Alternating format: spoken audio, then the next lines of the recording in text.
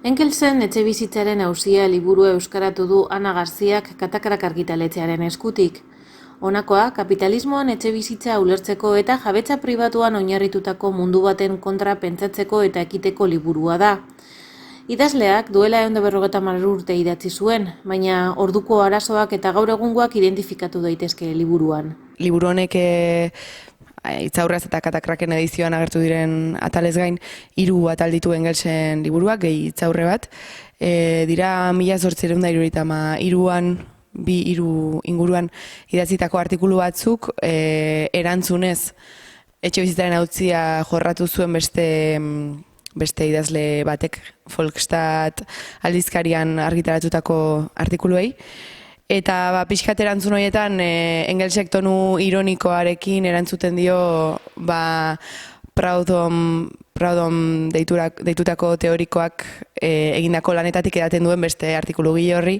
Eta pixka bat hitz egiten du nola hainbat modutan saiatu diren Proudhon eta bere korronteko beste moderatu batzuk etxebizitzaren auziari aurre egiten, eta nola Engelsen ustez saiakera horiek ez duten balio ez batzaio heltzen arazo nagusiari dela kapitalismo, ez? Eta artikulu horien harira sortutako liburua da, 87an berrargitaratu zituen Engelsek, eta Itzaurre bat egin zion edizio horri, eta gaurkotu zuen pixka bat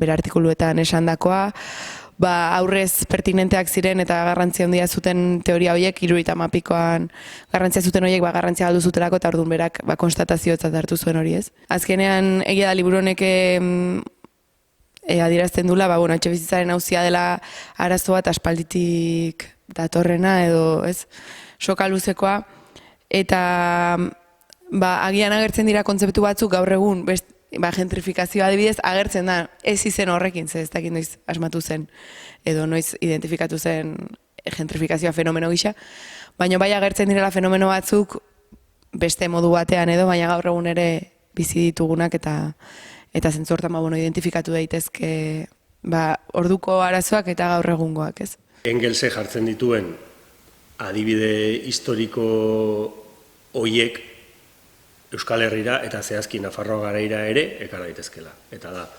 19. mendean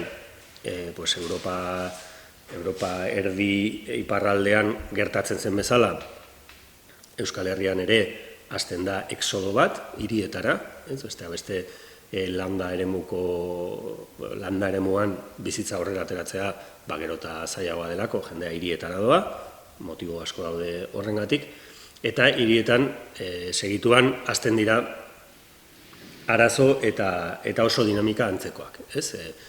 Kasu batzuetan jendea bizita inolako duintasunik ez duten etxeetan, etxeak izatea oso zaila da, higienearekin ere badira kontuak, badago baita ere disiplinatze bat, burgesiaren disiplinatzearekin zerikusia duena eguneroko bizitzari lotuta, ez?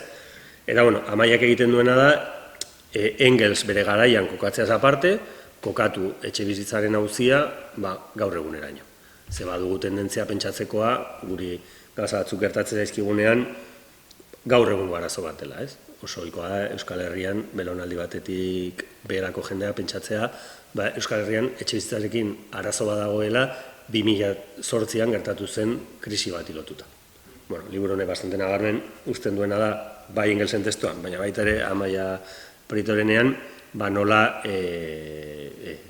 etxebizitzaren auzia den kapitalismoan dagoen auzi zentral bat beti.